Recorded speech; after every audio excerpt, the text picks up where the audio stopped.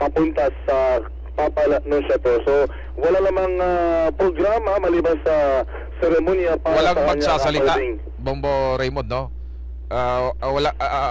Anong mangyayari? Kasi yung sa Sri Lanka, nakita natin, pagdating, nagmano sa kanya yung nanalong Pangulo doon sa Sri Lanka at umupo siya doon sa inihandang parang stage na rin at may mga palabas, may mga kumanta sa harap ng Santo Papa. Mayroon bang ganon?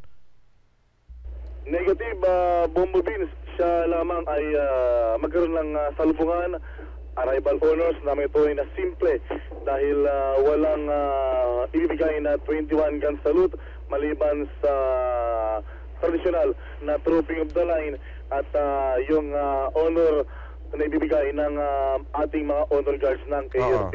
Paano yung mga sinasabing merong mga libu-libong kabataan ba na sasayaw sa harap ng Santo Papa? Wala nang ganon?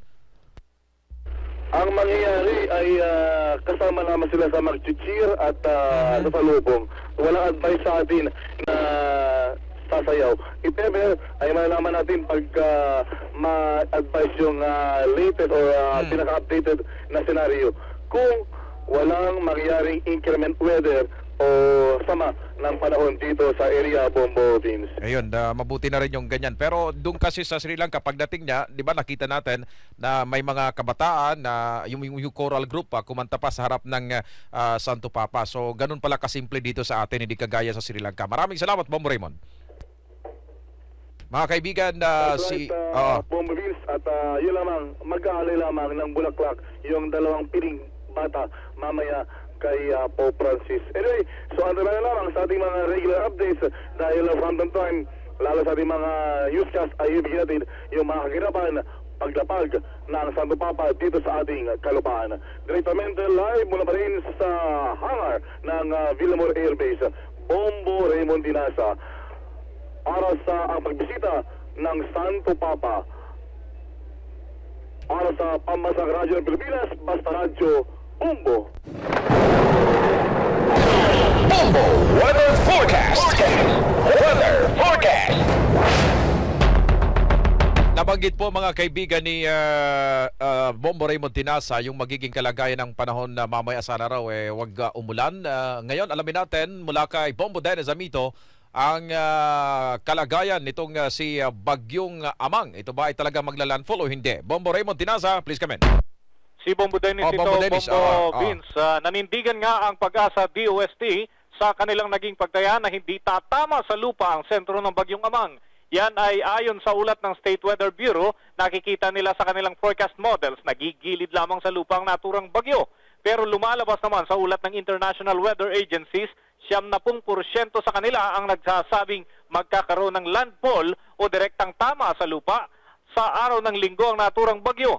Sinabi ng Japan Meteorological Agency o JMA na maaari nitong tamaan ng Samar at Leyte area, habang Catanduanes naman ang tutumbukin ng bagyo ayon sa Joint Typhoon Warning Center ng Estados Unidos. Pero ayon sa National Disaster Risk Reduction and Management Council o NDRRMC, partikular na ni Executive Director Alexander Pama, maghanda na lamang ang publiko kahit tumama o hindi ang naturang sama ng panahon.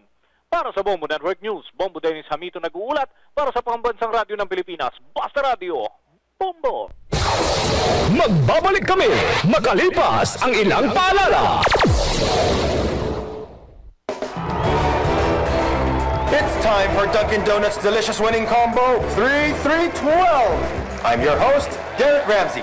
Are you ready? Do this with me.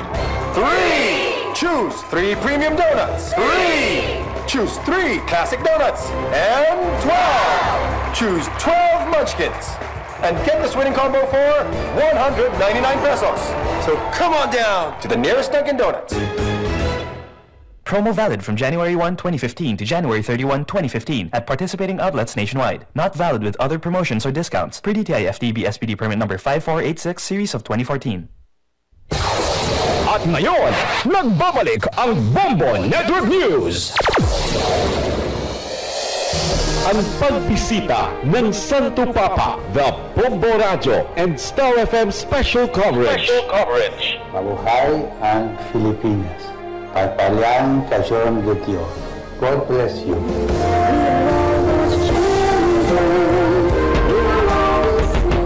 Mga kaibigan, alamin pa rin natin yung sitwasyon dyan sa paligid ng Villamor Air Base. Maliban kay Bombo Raymond na ando na, nakapasok na sa Villamor Air Base, ay naroon din si Bombo Annalyn Soberano. Bombo Annalyn, kumusta dyan? Vince, bumuhos na dito ang mga debotong Katoliko sa may labas ng Villamor Air Base kung saan inaabangan ng ang pagdating ng Santo Papa. Isa lamang ang bukang bibig ng mga ito, excited na nilang makita si Pope Francis. Kabilang sa mga nag-aabang na mga Catholic faithfuls ay ang mga bata, matanda, teenager at hindi nila alintana ang paglalakad ng mainit na panahon. At pumwesto na sila sa kanilang dapat ipwesto para nga makita nila ang pagdaan ni Pope Francis. At ng estado ng buhay, makikita natin dito sa may labas ng Villamor Air Base na nakaabang para makita lamang ang pinakamataas na leader ng simbahang Katolika. Kanina na nakasalamuhan natin itong nasa 400 mga parishioners mula pa sa National Sacred Heart Shrine of Makati ng kabilang sa mga nag-aabang ngayon dito sa Villamor Air Base. Ayon sa isa sa mga leader ng grupo na si Ginang Susan T, pagkatapos ng kanilang 7:30 Mass kanina, ay kaagad nagtungo sila dito sa may bahagi ng Villamor Air Base para nga abangan na ang pagdating ng Santo Papa. Kwento pa ni Ginang T sa Bombo Radio na isa itong rare opportunity na makita ang Santo Papa dahil kahit magpunta pa umano ang sinuman sa Roma, hindi basta-basta makita ang Santo Papa doon. Dagdag pa ng Ginang na kasama din siya sa mga nakiabang noong pagdating ni Pope John Paul noong 1995. Kung ano yung excitement na naramdaman niya dati kay Pope John Paul ay mas excited pa siya. Super excited siya ngayon sa pagdating at makita si Pope Francis. Kala Bombo Beans, lalo pang hinigpitan ng PNP ang kanilang seguridad dito nga sa may labas ng Villamor Air Base, kung saan sinesecure na nila ang dadaan ng ruta ni Pope Francis. Nakanatag na rin dito ang mga human barricades na nakikita natin itong mga AFP reservists. Ilan din dito yung mga miyembro ng MMDA ay nando dito.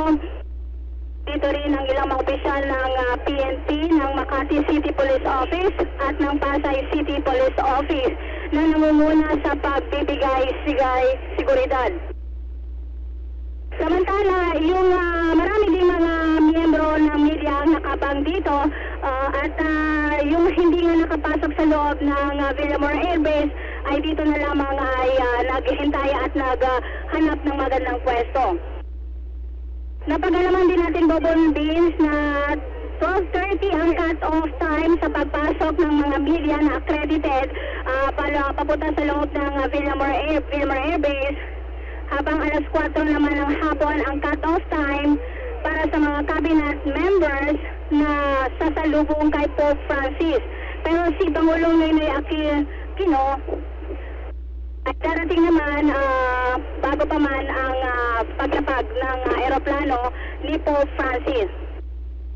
Pope Francis ay sasakay ng Sri Lankan Air at lalapag dito nga sa may tarmac ng Villamor Air Base. Dito sa Villamor Air Base para sa pagbisita ng Santo Papa, Bombo Annalyn Montaño Soberano nag-uulat para sa Pambansang Radyo ng Pilipinas. Basta Radio, Bombo. Standby lamang sa ating mga kasamahan na naroon at nagbabantay rin, no? At nakaantabay dyan sa mga dadaanan ng motorcade mamaya sa pagdating ng Santo Papa.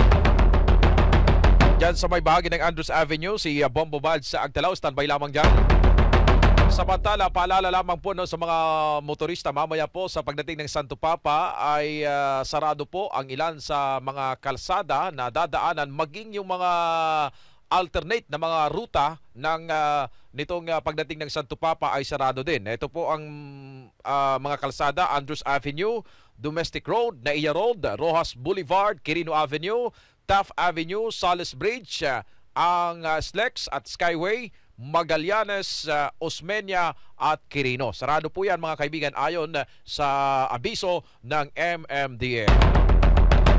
Mula rito sa Metro Manila, magtungo muna tayo sa sitwasyon din dyan sa Tacloban Airport kung saan inaasahan din na sa Sabado darating ang Santo Papa at magsasagawa ng misa dyan po sa naturang lugar. Mula dyan, may special report si Bombo Angelica Emphasis.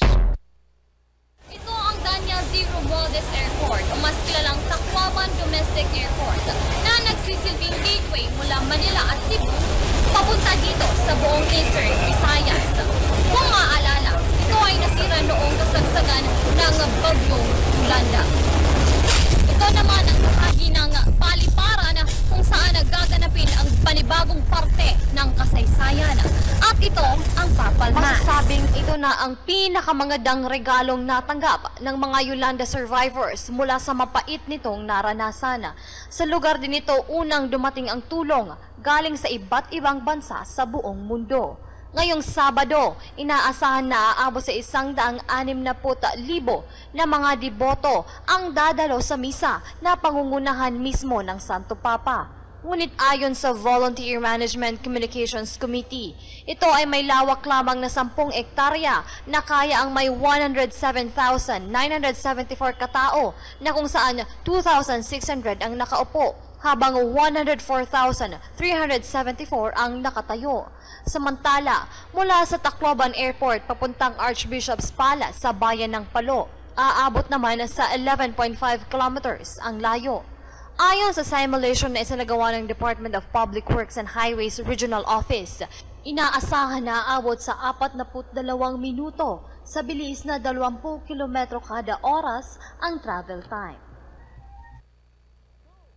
Sa araw ng Sabado, inaasahan na mapupuno ito ng mga deboto galing sa iba't ibang parte ng mundo sa iisa lamang layunin.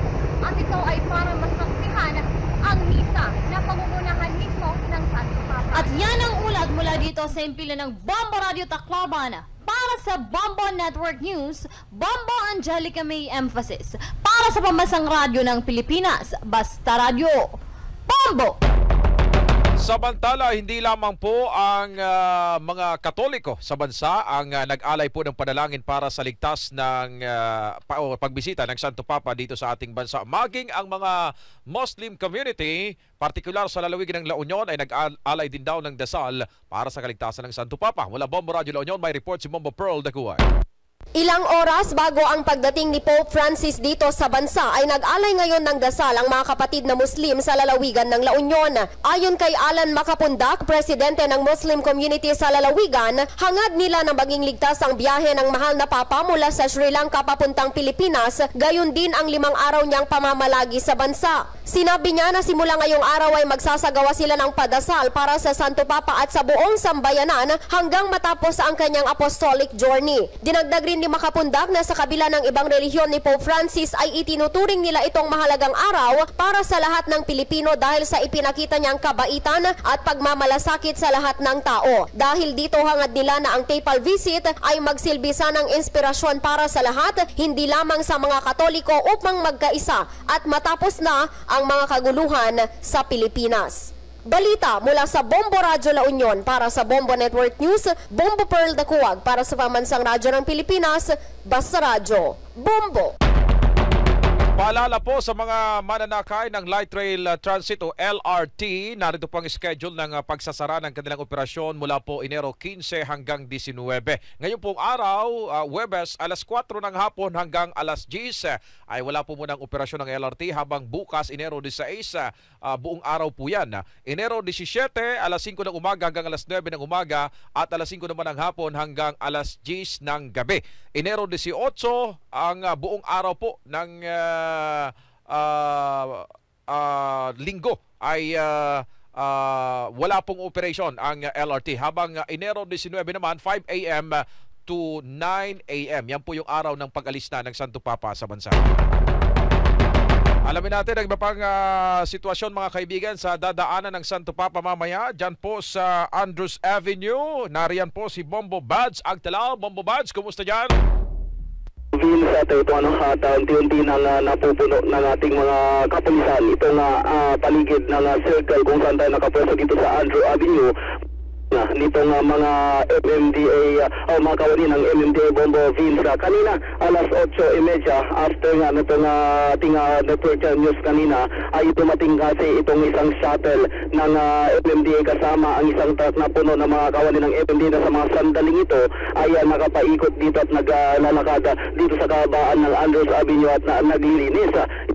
Dali naman ay sumunod ang pagdating ng patrol ng PNP at sila ngayon yung mga nagkalat dito sa kahabaan ng Andrews Avenue hanggang dito sa tapat natin kung saan tayo nakatayo. Tayo kasi nandito ngayon sa pwesto dito sa mismong gitna ng circle upang kitang-kita natin mamaya ang pagdaan at ng Santo Papa mula naman dyan sa may Villamor Air Base. Sa just pasado Bombo Vince, yung naiulat ni Bombo Raymond kanina, dumaan dito sa atin yung humigit kumulang 20 mga bus saka yung mga kabataan nga na isa sa mga mag-welcome nga pagdating ng Santo Papa at dito nga sa mga sandaling ito naman ay nagsisipagdatingan na yung ating mga kababayan na mula sa iba't ibang panig pa. Sa mga napansin natin, Bobobis, kanya-kanya silang hanap ng pwesto ang ating mga kababayan na magsisipagdatingan upang makita ng malapitan ang pagdaan ng Santo Papa sa kabaan ng Andrew Avenue na magmumula sa Villamor Air Base papuntang Apostolica Nutsachur ay inaasahan niya mamayang alas 5 hanggang alas 6 ng hapon. Nag-uulat ng live mula dito sa Andrew Avenue para sa pagbisita ng Santo Papa. Bombo Bagsag Tanaw para sa Pambansa Radyo ng Pilipinas. Basta Radyo, Bombo. Standby lamang kay Bombo Alfred Punsoka mula naman dyan sa Naiya Road. Sa ibang balita muna tayo mga kaibigan, magtungo tayo ng Davao City. Isang Amerikano at kasintahan nitong Pinay ang inaresto doon matapos daw magbirong meron silang dalang bomba. At mula Bombo Radyo Davao, may detalye si Bombo Noli Texon. Kulong ang isang American national at ang Pinay na kasintahan ito matapos mag-bomb joke sa isang mall dito sa lungsod. Hindi inasahan ni Melanie Cunhi Lawson, 27 taong gulang, residente ng Kaputian Island Garden City of Samal, at kasintahan itong isang American national na si James Webb, 55 taong gulang, dahil sa kailang pagsabing bomba ang laman ng kanilang bag ay hulihin na sila at ikulong. Napayat na labang ang dalawa habang nakakulong sa Santana PNP dito sa lungsod ng Davao. Napag-alaman na dakong alas 4:45 kahapon ng hapon habang papasok ng Brisa Mall sa daang GP Laurel. Ininspeksyon ng security guard na si Marilo Bacasio ang bag ng dalawa. Nang tanungin kung ano ang laman nito, sinagot naman na bomba. Kagad na hinuli ang dalawa at ikinulong. Nalungkot ang dalawa dahil sa halip na makapag-shopping sa mall, kulungan ang kanilang napuntahan. Dahil lamang sa joke, inihanda na ang kaso laban sa kanila. Mula sa Bombo Radio Davao, Bombo Noli Texon, nag-ulat para sa Pambansang Radyo ng Pilipinas, Basta Radio, Bombo! Pasindabi lamang sa mga kumakain ngayon, hiwa-hiwalay daw na bahagi ng kalansay ng isang tao ang natagpuan doon sa Ifugao. Mula Bombo Radyo Kawayan, may detalye si Bombo Estrella Estolas. Patuloy na sinisiyasat ng mga kasapi ng Alfonso Lista Police Station ang natagpuang hiwa-hiwalay na bahagi ng katawan ng tao sa lalawigan ng Ifugao. Sa nakuhang impormasyon ng Bombo Radyo Kawayan ay halos wala nang makitang laman ng tao sa natagpuang bungo, buto at buhok ng tao na nakita sa isang bukirin. Ayon sa dalawang magsasaka na sina Ryan Reganit, 19 na taong gulang, at Dominador Kabawatan, 42 taong gulang, nag-aabono sila sa kanilang bukirin nang makita nila ang isang bungo ng tao na maaring tinangay at dinala ng aso roon. Kagad naman nilang ipinaalam sa mga opisyal ng barangay na nagbigay impormasyon din sa himpilan ng pulisya. Sa pagsisiyasat naman ng pulisya ay nakita pa ang iba pang mga bahagi ng katawan ng tao tulad ng mga buto at buhok. Nangangalap pa ng karagdagang impormasyon ang PNP Alfonso Lista Ifugao upang matukoy ang pagkakilanlan ng biktima. Mula sa Bombo Radyo Kawayan para sa Bombo Network News, Bombo Estrella Estoles nag-uulat para sa Pambansang Radyo ng Pilipinas, Basta Radyo, Bombo! Ang pagbisita ng Santo Papa, the Bombo Radio and Star FM Special Coverage. Mabuhay ang Pilipinas. Pagpalang kasyon de Dios. God bless you.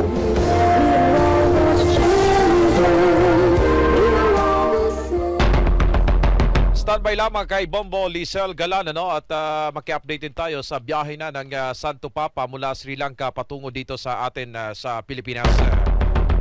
Magtungo tayo ng Naiya Road kay Bombo Alfred Punsok. Bombo Alfred, kumusta ngayon dyan sa kinalalagyan mo?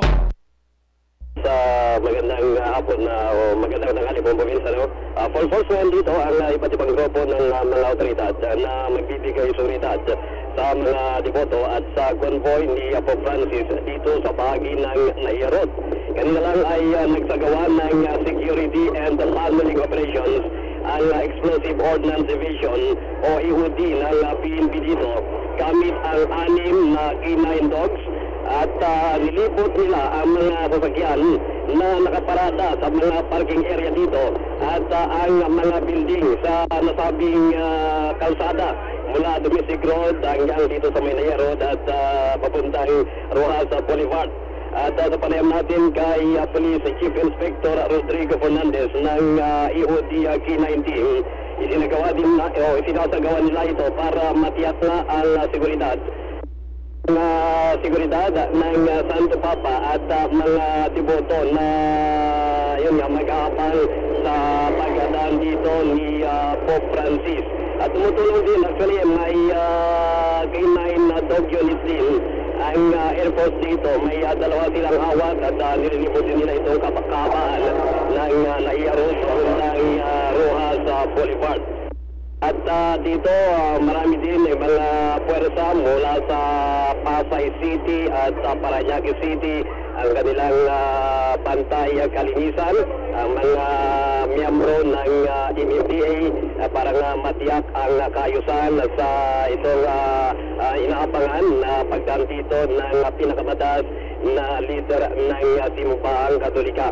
At may mga ilang pintos din na nagkalat dito na nagbibinta ng mga tubig at inumin na nakapwesto sa gilid ng Naiya Road.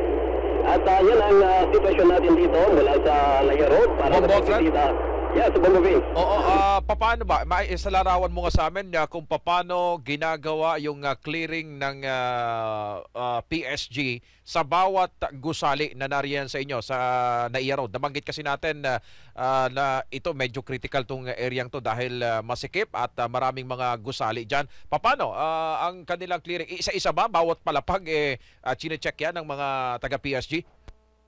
Yan, tama ka dyan, Bombo Vince, dahil 6 nga ito, so nagkalat sila sa iba't ibang mga building, lalong-lalo natin nga dito sa may corner ng Domestic hanggang dito sa may Naiya Road, may parking building kasi dito. So nililibot nila, yung pati mga motorsiklo na nakaparada dito, Bombo Vince, at yung mga kotse, yung iba't hindi naman pinapalis. Hindi naman pinapalis.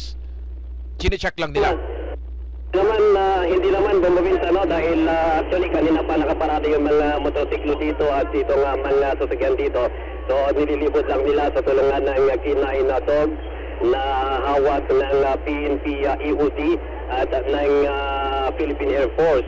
At ilan-ilan din naman ang nakikita natin dito ngayon na nag-aabang sa pagdating ng Santo Papa. Ilan dito ay mga lola galing ng Las Piñas at ilan ay mula sa malapit lang na barangay dito sa ating kinakatayuan dito sa Naiya Road. Okay, maraming salamat, Bombo Alfred Punsok.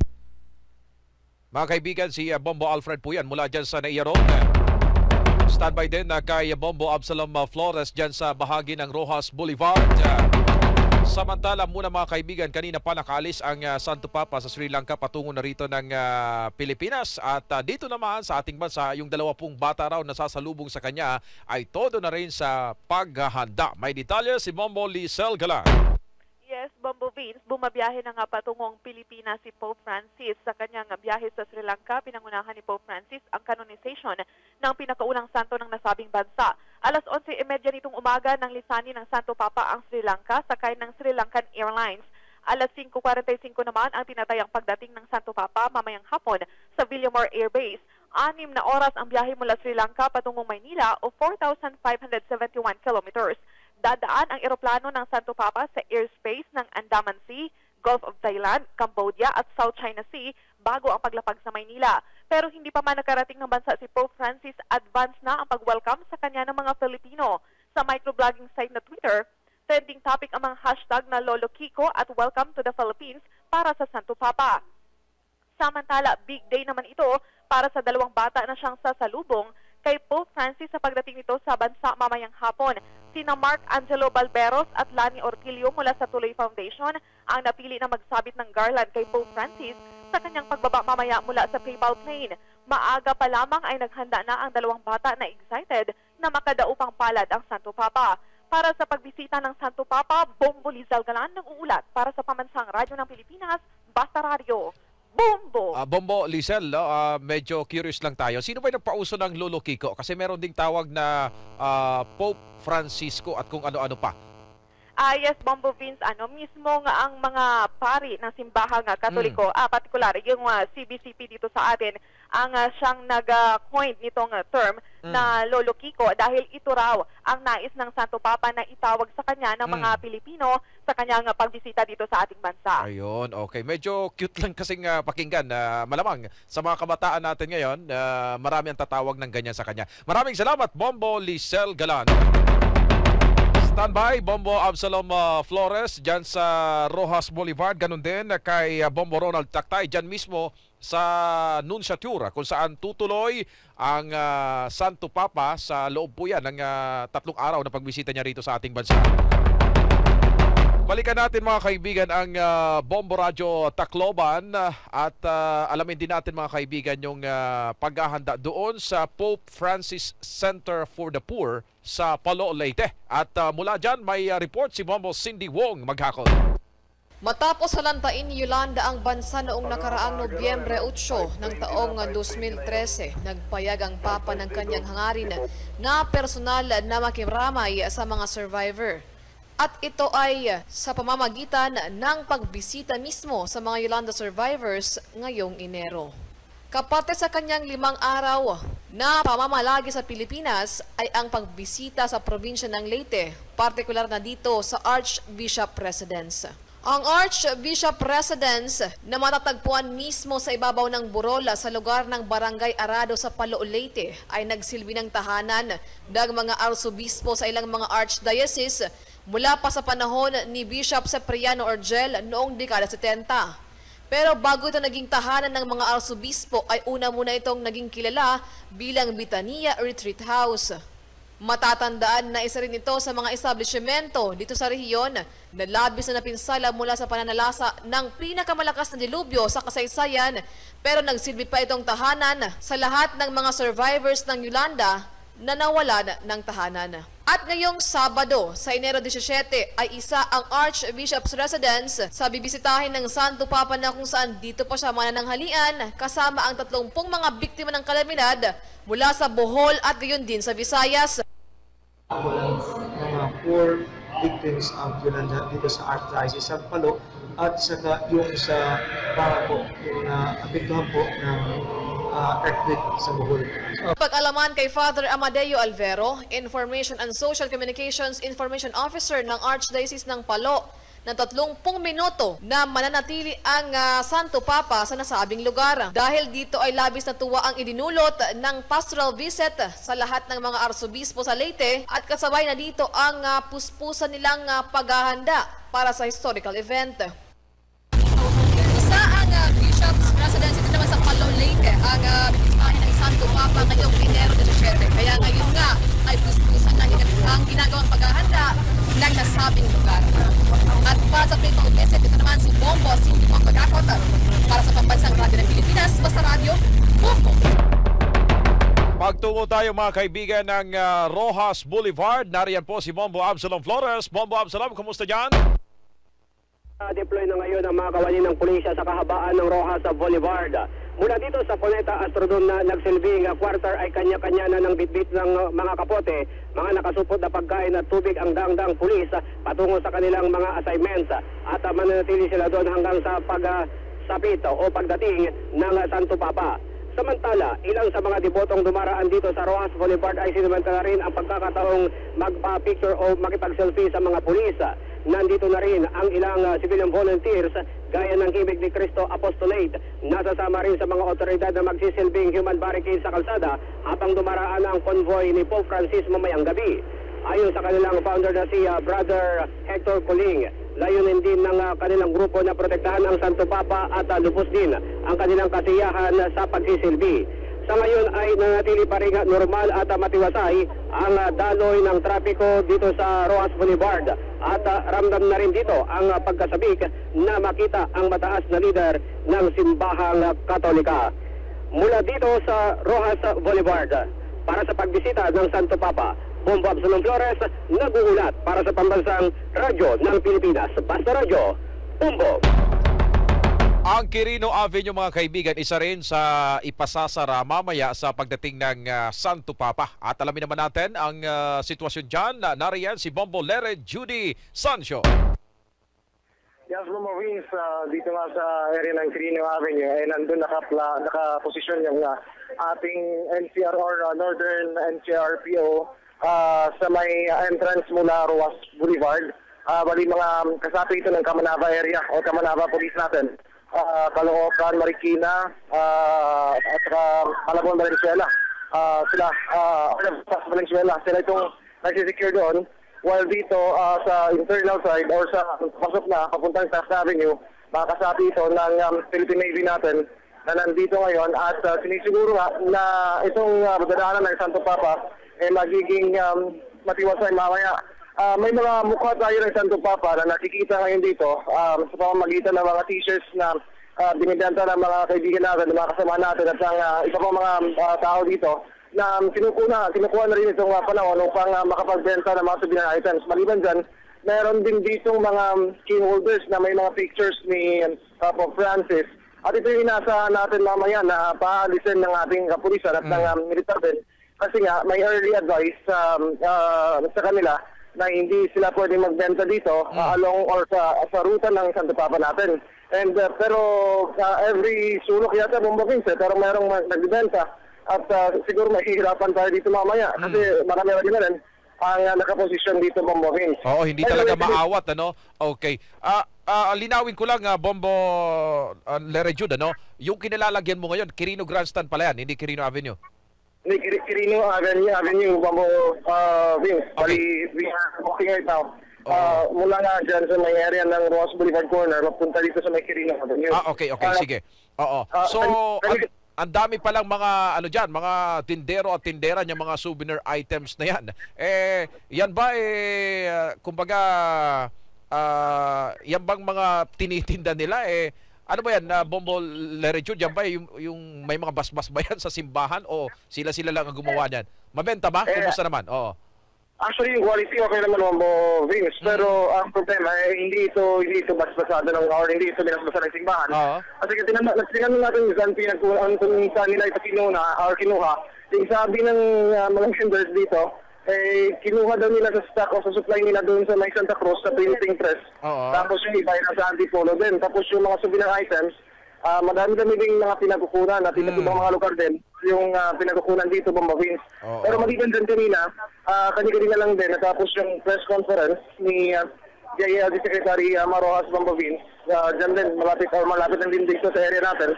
And if you would allow Bombo Vince, lang po sa report ko itong tungkol sa karagdagang ruta o karagdagang mga streets na dadaanan ng Santo Papa, hindi ngayong araw kundi sa araw ng linggo prior ng seremonya dyan sa may Quirino Grandstand sa pagsalubong rin ng presidente natin at ng iba pang mga sektor na bibisita o sasalubong din sa ating Santo Papa. Yun na pinagbigyan nila yung kahilingan ng Vatican na dagdagan yung ruta kasi nga gusto ng Santo Papa na makita yung mga mukha ng mga PWDs at ng mga kaibigan natin may mga sakit. At ito yung dinagdag na sa mga sa Bombo Vince, mga lugar o mga areas. Specific ito at hindi pwedeng makihalubilo dito yung mga hindi PWDs. At saka yung mga wala rin mga sakit Bombo Vince, yung mga kaibigan natin regular lang. And sabi nga ni Secretary Marojas kanina, kasi yung unang advice ng government natin is parang yung letter S lang yung yung letter U lang yung kanilang rota. May dinagdag na dalawa. So ngayon, may bagong rota, ito na lang kwento na ng Bombo Vince, i-mention ko na lang. So, papasok yung Santo Papa ay Sunday, Rojas Boulevard. Kakanan siya sa PM Calao. Kakaliwa, papuntang Maria Orosa. Tapos kakaliwa, papuntang Katigbak. Kakaliwa ulit, papuntang Rojas and to South Drive. Tapos papasok na siya sa Parido. So, nagdagdag 200 para na ma-accommodate din yung mga kaibigan nating may mga persons with disabilities at iba pa. Samantala, kanina din, nandun yung leader ng, or yung IFP Chief of Staff natin, General Pio Katapang, siyempre yung Deputy Director General ng PNP, si Deputy Director General Espina, si Secretary Singson, si Secretary Rina Siada, si Secretary Pama ng NDRMC at si Director Balmoria ng NCRPO. At pinasiguro nga itong seguridad ng ating Santo Papa sa pagpunta na o paglapag ng aeroplano mamaya hanggang dito na rin sa may Apostolic Nunciatura saan nga siya ay mapapalipas ng gabi, Bombo Vince. Okay, maraming salamat, Bombo Lere Jude. Mula po rin dito sa area ng Quirino Avenue para sa nagbisita ng Santo Papa. Bombo Lere Jude Sancho nag-uulat para sa Pambansang Radyo ng Pilipinas. Basta Radio, Bombo! Bago tayo magpatungo mga kaibigan sa Nunciature kung saan tutuloy ang Santo Papa, balikan natin ang Villamor Air Base. Kumusta dyan, Bombo Raymond Dinaza? Bombo Vince, kasama ngayon itong dalawang makapalad na bata na sasalubong kay Pope Francis. Itong sina Mark Angelo Balberos ng Don Bosco Montilupa at Lani Ortilio ng Don Bosco. Siya ay parehong nasa edad 10 hanggang 9 na taong gulang. Ito at sinasabi niya ni Lani, ano kikita mo Lani na gusto mo sabihin kay Santo Papa mamaya pag nasalubong mo siya? Benvenuto, Santo Papa. Ano yung pakiramdam mo? Nasa dinami, milyon-milyon na mga bata. Ikaw at si Mark Angelo ang napili. Masayang-masaya po kasi po kaming dalawang pinili. Ano yung magiging mensahe mo sa mga kapwa mo, mga bata na sa edad na siyam at ngayon ay nasa mahirap na kalagayan? Huwag kayong mag-alala kahit hindi kayo makapunta sa Papa, pagdadasal namin kayo. Galing. Ano yung pagdadasal mo para sa mga kapwa bata para ibubulong mo kay Pope Francis mamaya? Sana pa nasa mabuting kalagayan po siya. Sana rin po matulungan siya ng mga taong matulungan po siya yung nangailangan ng tulong. Okay, maraming salamat Lani. Siya si Lani Ortilio, 9 years old, Bombo Vince, ng tuloy sa Don Bosco School. So, Raymond, may binanggit siya kung ano yung mensahe niya sa Santo Papa. Paulit nga kung anong ibig sabihin, parang ibang lingwahe yung sasabihin niya pagdating ng Santo Papa. Iyan ay pagkintindi ko Latin. Yung kanyang sinabi. At siguro ulitin natin na hindi mo maintindihan eh. Oo, para malaman natin kung anong ibig sabihin nun. Oo, baka pwede natin siyang matanong. Ano yung ibig sabihin nun? Oo, okay mga kaibigan, ito yung dalawang bibong paslit na ito, Mark, anong sabihin mo kay Pope mamaya? Mabuhay, Papa Francis. Ay, oo, Tagalog naman pala. Ito si Mark Angelo. Yung lalaki yan, mabuhay. So pareha, ito yung kanina yung Latin version. Ito naman yung anong pakiramdam mo? Ikaw nabili. Buti ka pa ako, hindi. Ikaw, ano sabihin mo sa Pope? Anong pakiramdam mo? Masayang-masaya po ako kasi po makikita ko na po siya. Anong ibubulong mo kay Pope Francis mamaya na gusto mong ipagdasal para sa kapwa mga bata? Pray to Philippines people. Ano ba mga suot nila, Bombo Raymond? Curious lang ako. Ito si Mark, nakasuot ng t-shirt, saka itim na slacks pa, saka black leather shoes. Ito naman si Lani ay yung naka-leggings, yung mauso ngayon sa bata at cloud. Simple lamang. Matanong ko lamang, Mark, saan yung mga magulang mo? Yung papa ko po nasa Calauan, Laguna, yung mama ko po nasa Quezon City. Okay, so kasama ba sila ngayon dyan, yung mga magulang? Hindi, naiwan sila lang, yung mga napili. Bakit kayo napili? May nagsabi ba sa'yo yung teacher nyo kung bakit napili kayo? Hindi po, wala, hindi ko po alam. So talagang random selection siguro, Bombo Vince. yung Bombo ginawa. Raymond, may nagre-request dito kung pwede na kayo mag-selfing tatlo para makita namin. Subukan natin na magkaroon mamaya ng picture dahil sinamantala natin na mahila habang sila ay nakakalawa na nakasimple na nakaupo dito sa may holding area sa may hangar, Bombo Vince. Okay, ganun ka aga, no? Nabanggit na ba nila kung paano sila pinili, Bombo Raymond? Ang banggit sa atin ay basta sila sinabihan at pinili ng kanilang guro. Oo, ganun pala yun. Okay, Bombo Raymond, sa kabuuan, gano'n na karami ang tao dyan sa area nyo yan? Sa ngayon, Bombo Vince ay nasa, yung nakapasok sa loob, nasa 500 na. Pero expect na lulubo ng hanggang 2,000 kung papasok lahat yung mga estudyante. Yung dumating na yun, yung mga pang mga mag-aral na nakasuot ng puting gown, yung mga bata babae at nakaputing pants naman sa long sleeves yung mga kalakihan. At sila yung kasama sa entrance o kaya receiving party mamaya at kakaway, Bombo Vince.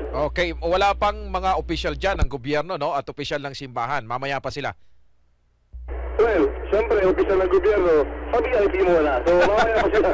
Mamaya, hindi mo na sila sasabak sa init ng araw.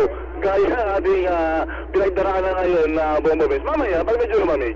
Okay, sige. Maraming salamat, Bombo Raymond Tinaza. Mga kaibigan mula dyan sa... Anyway, Bombo Vince, ang pinakahuli na biso naman ay parang mapagay yata ng 5:20. Yung paglapag ng airline. Madi-delay.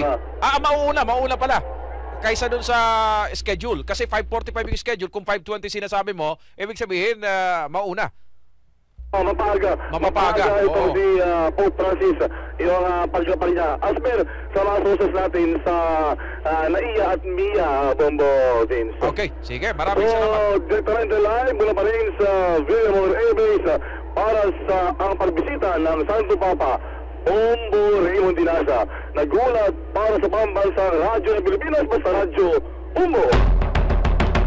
At doon na tayo mga kaibigan sa Nunciature, yung tutuluyan po nitong si Santo Papa dyan sa lungsod ng Maynila. Nariyan si Bombo Ronald Taktay. Bombo Ronald, kumusta dyan? Bombo Ronald, mga kaibigan, kanina naiulat na, no, na maigpit na ng gusto dyan sa bahaging yan ng Nunciature. At sa ating pagkakalam, mukhang isinira na yung mga kalsada sa paligid ng naturang lugar upang masiguro nga na ligtas ito. At balikan natin si Bombo Ronald. Bombo Ronald? Okay. Wala pa. Sige, mamaya na naman mga kaibigan si Bombo Ronald, ano? Si Bombo Nesque Abiab muna, mga kaibigan, si Pope Francis kasi ay lilibutin din ang loob ng University of Santo Tomas sa linggo, Enero 18 yan. At nagbigay na rin po ang UST ngayong araw ng kanilang final reminders. May report si Bombo Nesque Abiab. Inilabas na ng University of Santo Tomas o UST ang magiging ruta ni Pope Francis sa kanilang universidad sa linggo, January 18. Sa official Facebook account ng UST, sa Gate 4 umano papasok ang Pope Mobile at unang dadaanan ang tanyag na Arc of the Century ng Universidad sa Espanya Boulevard kung saan din magaganap ang maiksing meeting ng Santo Papa sa iba't ibang religious leaders bago mag-alas 10 ng umaga sa linggo. Matapos ito ay sa Plaza Benavides na ang Santo Papa, diretso sa Plaza Mayor, kakaliwa sa Quezon Drive, kakaliwa uli sa Quadricentennial Park at kakaliwa uli sa Osmeña Drive. Dito nakakanan ang Pope Mobile sa Arellano Drive at kanan uli hanggang sa Marating ang open field o napakalawak na soccer field ng UST kung saan naman masasaksihan ang encounter o pakikisalamuhan ng Santo Papa sa mahigit 20,000 mga kabataan. Kaugnay nito, ayon kay Reverend Father Ramon J. Licuanan, ang Commissioner ng Archdiocese of Manila Commission on Youth, may chance ang lahat at hindi lamang ang mga Tomasians na masilayan ang Santo Papa. Gayunman ay alas 7 ng umaga sa linggo ay isasara na ang lahat ng designated gates, kaya naman hinihikayat ang mga makikiisa na magtungo ng maaga. Papangunahan din ng Santo Papa ang Angelus, eksakto alas 12 ng tanghali na siyang huling aktibidad nito sa University of Santo Tomas bago magtungo sa Rizal Park. Mula rito sa University of Santo Tomas sa lungsod ng Maynila para sa pagbisita ng Santo Papa, Bombo Nes Kayabyab nag-uulat para sa Pambansang Radyo ng Pilipinas, Basta Radio, Bombo! Ang pagbisita ng Santo Papa, the Bombo Radio and Star FM Special Coverage. Mabuhay ang Pilipinas. Pagpalain kayo ng Diyos. God bless you.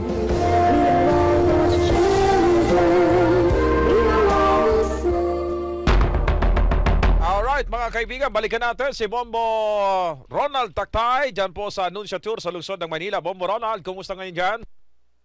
Bombo Vince, no, gabi-gabi ng pagkatanghal ngayon ang ginagawa dito sa malapit mismo sa Apostolic Nunciature. Ngayon, may mga grupo ng kabataan na ginagawa Bombo Vince yung action ng kantang We Are All God's Children ni Jimmy Rivera kasama ang kanilang Kora Paroko. Kanina lamang Bombo Vince, no, may mga grupo itong karatula na sila ay nakabuo, yung kanilang buong katawan ay puro puti.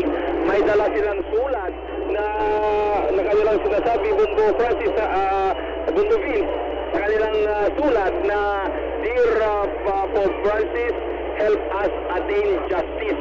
Yun ang nakasulat sa kanilang karatula na ibinibigay nila sa sulat, pero ayaw silang payagan na makalapit sa Apostolic Nunciature. Ngayon Bombo Vince, napaka-exit pa rin ang seguridad dito. Yung Philippine National Police nagkala dito at ang yung Philippine Navy, yung SWAT, K9, lahat-lahat Bombo Vince ay nandito at nag-aantay dito nga sa pagdating ng Santo Papa mamayang gabi. So, yung mga deboto sa iba't ibang parokya dito sa ating bansa ay nagkalat na mula dito sa Taft Avenue hanggang sa kahabaan ng Quirino Avenue ay nandito na sila ngayon. Hinihintay itong pagdating ng Santo Papa mamayang gabi at inaasahan na sila ay magtatagal pa dito at hihintayin nilang makapasok sa official residence dito sa Apostolic Nunciature dito sa may Taft Avenue. Para mula dito sa Apostolic Nunciature para sa pagbisita sa Santo Papa, Bombo Ronald Tactay reporting para sa Pambansang Radyo ng Pilipinas, Basta Radio, Bombo. Maraming salamat Bombo Ronald Tactay mula dyan sa Nunciature. At abangan nga po mamaya mga kaibigan ng special coverage. Ganap po yan ang pagsisimula ng Bombo Radio Philippines upang maihatid sa inyo ang mga kaganapan mula po sa pagdating ng Santo Papa hanggang sa ito po ay umalis sa ating bansa. Makasaysayan po ito mga kaibigan sapagkat bibihira lamang na napapabisita ang isang Santo Papa. Yung huling pagbisita po ay 1995 pa si Pope John Paul II na ngayon ay isa ng santo at hindi natin alam kung kailan muli bibisita after itong kay Pope Francis. Kaya sana po sa ating mga kabayan, lalo-lalo na sa mga miyembro ng Simbahang Katolika, nawa po ay tumutok sa Bombo Radio Philippines upang kayo ay mabigyan ng mga pinakahuling kaganapan, mga balita tungkol nga po sa pagbisita niya ng leader ng Simbahang Katolika. Alas 5 po mamaya magsisimula na ang coverage ng Bombo Radio Philippines at kagaya po ng nabanggit ni Bombo Raymond Tinasa kanina ay alas 5:20 o 20 mapapaaga po ang pagdating ng Santo Papa. Yung original schedule kasi is 5:45 in the afternoon yung pagdating, pero kung maganda nga talaga ang panahon at tuloy-tuloy yung travel ng ating Santo Papa, hindi magkakaroon ng anumang aberya at ayan, 5:20 po yung pagdating niya dito sa ating bansa. Mga kaibigan, yan po ang kabuuan ng pagbabalita natin sa Bombo Network News Noontime Edition, araw ngayon ng Huwebes, Enero 15, 2015. Balikan ko lamang po ang ating mga headlines. Ang Pope Francis ay kasalukuyan na ngayong bumabiyahe patungong Pilipinas at kanina nga narinig natin yung dalawang bata po na sasalubong sa kanya ay todo na paghahanda. Maaga pa lamang ay naroon na sa Villamor Air Base. At kahit nga po maaga pa, mga sasalubong sa Santo Papa ay nag-umpisa na magsipagdatingan sa ruta na dadaanan nito mamayang hapon. Ang mga sasalubong naman kay Pope Francis ay maigpit daw na binubusisi ng mga otoridad. Sa ating ulat panahon, ang Pag-asa ay nanindigan sa kanilang pagtayang hindi maglalandfall ang bagyong Amang, pero international agencies na nanatilang babala sa Eastern Visayas at Bicol Region. Muslim community sa La Union nag-alay ng dasal para sa kaligtasan ng Santo Papa sa kanyang pagbisita sa bansa. Sa ibang mga balita, Amerikano at kasintahang Pinay kulong matapos magbirong may dalang bomba sa isang mall sa Davao City. At mga kaibigan, kanina ay napakinggan din natin, napanood ang special report ng Bombo Radio Tacloban. Kaugnay nga rin po sa paghahanda doon para sa pagbisita ng Santo Papa sa darating na Sabado, kung saan makakahalubilo nito ang mga biktima po ng Bagyong Yolanda, maging yung Bagyong Sinyang at yung mga nabiktima rin ng lindol doon po sa Bohol at Cebu. Sa mga latest pa mga impormasyon, maglagod lamang sa ating official website, ang www.bomboradio.com. Sundan kami sa Twitter at Bombo Radio News. Like kami sa Facebook, facebook.com/BomboRadioPhilippines. At live nationwide via satellite mula rito sa Bombo News Center, Makati City. Inyo rin pong napanood sa ating live video streaming sa www.bomboradio.com/video. Ito po ang inyong anchorman, si Bombo Vince Villar para sa Pambansang Radyo ng Pilipinas. Basta Radyo, Bombo!